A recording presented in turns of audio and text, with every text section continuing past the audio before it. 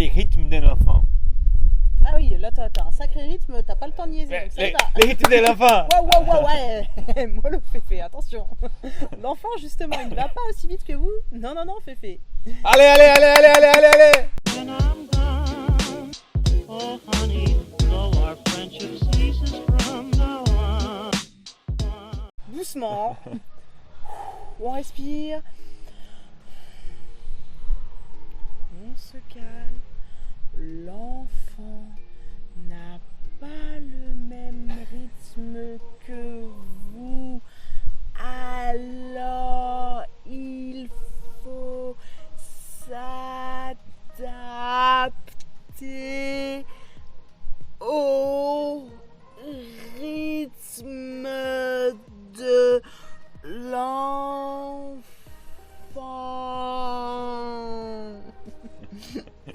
Bon, là c'était peut-être un petit peu trop lent, je te l'accorde, Féfé.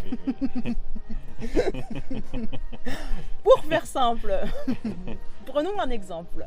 Quand vous vous promenez, quand vous marchez dans la rue avec votre enfant, eh ben votre enfant, il a besoin de prendre son temps. Bah déjà, il a des petites jambes, hein, rien que ça. Il n'a pas des aussi grandes jambes que vous. Oui, montre tes doigts. C'est les doigts de l'enfant. Voilà, par exemple, tiens, Regarde. montre avec ça, c'est l'adulte, les jambes de l'adulte. Ça, c'est les jambes de l'enfant. Voilà, c'est pas tout à fait pareil. Donc forcément, l'enfant, on va aller plus lentement. Oui, et un bel exercice qu'on peut faire, c'est une promenade qui respecte les rythmes de l'enfant. Tout à fait. Et oui, Féfé. Oui. Parce que limite pour l'enfant, ce qui va être le plus intéressant dans la promenade, c'est pas l'endroit où vous emmenez votre enfant, c'est la promenade en elle-même. Oui, il va arrêter, il va regarder des choses, Ah oui, il va marcher plus lentement. c'est normal. Oh attends papa, j'ai vu une fourmi, regarde. Voilà. Oui, c'est ça. Et peut-être il va marcher 1 kilomètre, 2 kilomètres, mais si on attend, si on respecte les rythmes, on verra où l'enfant va. Aussi, c'est très important. Et oui. Oui.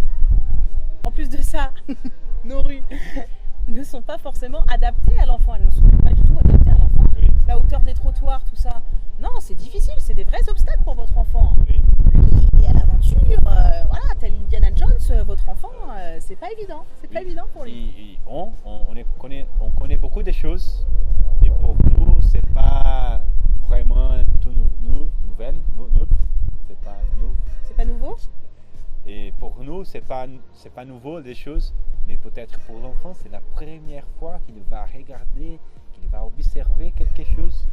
Et oui, donc laissez-lui le temps d'observer, de prendre son temps. Oui, c'est un excellent exercice pour les parents. Respecter les rythmes de la marche et de la promenade de l'enfant. Voilà, alors, j'entends bien que c'est pas tous les jours évident. Oui. Quand on a des rendez-vous ou autre, qu'on doit se dépêcher, forcément. Aussi, quand on parle avec l'enfant, c'est important de respecter les rythmes que l'enfant parle. Tout le monde est rapide. Oui, on est rapide, on pense vite. Et l'enfant, c'est un peu différent. Il a 3, 4 et 5 ans, 2 ans. Donc, il va penser plus lentement, il va répondre plus lentement, dire des choses plus lentement. C'est important pour se calmer et attendre. Oui. Prenez le temps de parler lentement, distinctement à votre enfant. Oui, c'est important. Poser des questions et après attendre que l'enfant réponde. Répondre. Oui. Répondre. Oh là, répondre. Ça, c'est important. C'est très important, bien sûr. Et un autre rythme. Il y a quelque chose qu'on peut dire sur le travail de l'enfant, quand il joue, quelque chose, quand il fait un travail, il travaille. Et oui, ne déconcentrez pas votre enfant. Laissez-le aller au bout de son cycle d'activité. Si vous voyez que votre enfant est concentré dans telle ou telle activité, ne le dérangez pas. Laissez-le aller jusqu'au bout, jusqu'au rangement, jusqu'à la fin. Après, il sera disposé à vous écouter. Et si on respecte le cycle de travail de l'enfant, eh bien peut-être qu'à la fin, il va répéter et répéter encore son travail. Et c'est là que ça devient encore plus intéressant parce que votre enfant, en répétant, il va raffiner son mouvement et il va s'améliorer au fur et à mesure. Donc laissez-le aller jusqu'au bout. Oui, ça c'est quelque chose d'important parce que nous, comme adultes, on but, c'est terminer les choses qu'on est en train de faire. Donc, si on porte les chaises là-bas, de là pour là-bas, ça c'est les buts, transporter les chaises. Mais pour l'enfant, les buts, c'est le travail en lui-même. C'est juste de porter la chaise. Oui, donc il va porter la chaise là-bas, il va ranger la chaise, il va l'amener, il va ranger, il va répéter plusieurs fois. Tout à fait. Et c'est dans la répétition, c'est le travail que l'enfant sait construire. C'est dans le travail que l'enfant s'améliore. Autre chose, ne forcez pas votre enfant, ne pressez pas votre enfant. Allez, viens, dépêche-toi, dépêche-toi. Non. Donc vous avez par exemple un rendez-vous. Bien, forcément, vous avez un rendez-vous, vous n'allez pas rater votre rendez-vous. Non. Oui. Vous savez que votre enfant a besoin, 30 minutes. allez, mettons 30 minutes pour se préparer. Eh bien, très bien. Prévoyez 30 minutes avant.